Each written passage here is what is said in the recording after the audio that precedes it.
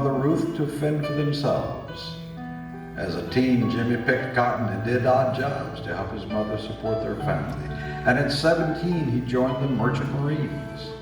It was Jimmy's mother who introduced him to music through hymns and taught him to play the piano and the accordion. During the late 1940s, Jimmy served 3 years in the military, stationed at Bolling Air Force Base in Washington, D.C.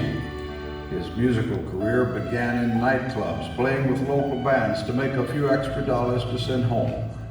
He first played in Army buddy Brownie Calloway's band at Harry's Tavern before forming his own band, the Texas Wildcats.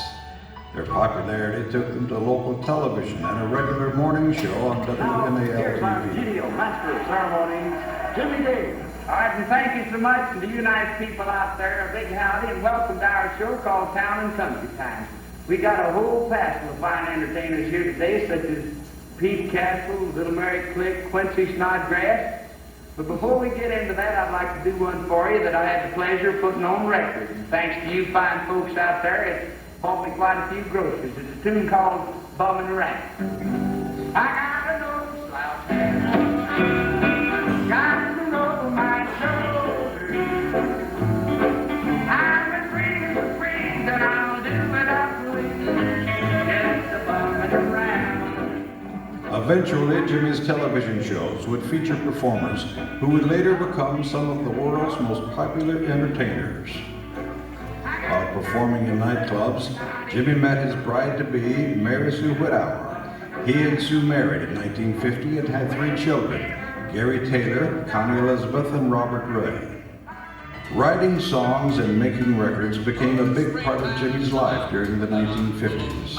It was a career that would serve Jimmy well, with many hit recordings, including PT 109, To a Sleeping Beauty, IOU, and the self-penned Grammy Award-winning Big Bad John. Every morning at the mine, you could see him arrive. He stood 6'6" and weighed 245, kind of broad in his shoulder. It was in the late 1950s that Jimmy moved his family to New York City after his talents took him to greater heights and his own network television show.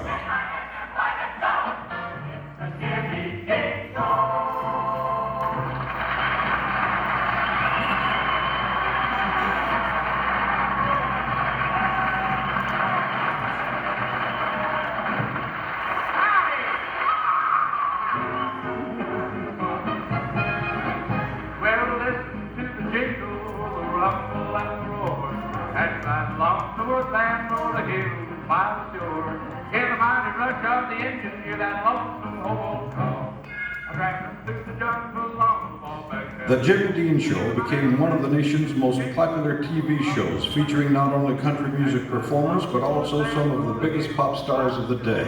Guess what I'm going to call myself? What? Fluffy. Fluffy. Get the noise.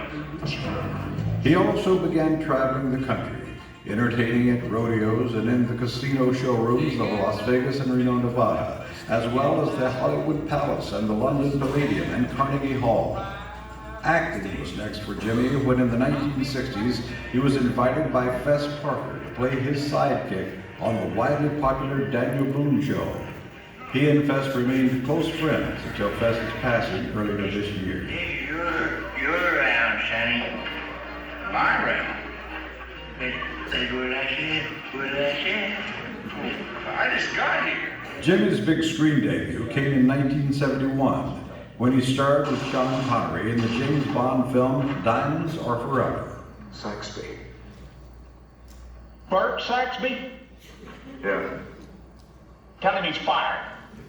Always smart with the money he had made in the entertainment business, Jimmy's investments led to his founding of the most successful sausage company in America. Sausage is a great deal like life. You get out of it about what you put into it. With his grandfather's recipe, the Jimmy Dean Sausage Company would eventually gross $500 million a year, and Jimmy would become known as the Sausage Man. Jimmy continued to perform over the years, making guest appearances on numerous television shows, and during one in particular, he was smitten with another guest on the show, the lady who would become his next wife. Donna Meade was a singer, songwriter, and recording artist for Mercury Records, living in Nashville when she met Jimmy on the Nashville Now show. Jimmy and Donna moved to Donna's hometown of Richmond, Virginia, and bought a home on the James River known as Chaffin's Bluff. They married in 1991 and enjoyed more than 20 years together, entertaining guests at their home, singing and performing together, boating on the yacht the Big Bad John, and traveling the world. In 2001, Jimmy retired to enjoy his beloved home in Virginia. He had the time to reflect on his life, and with Donna's help, they wrote his autobiography, 30 Years of Sausage, 50 Years of Ham. Jimmy's life is best summed up in his own words at the end of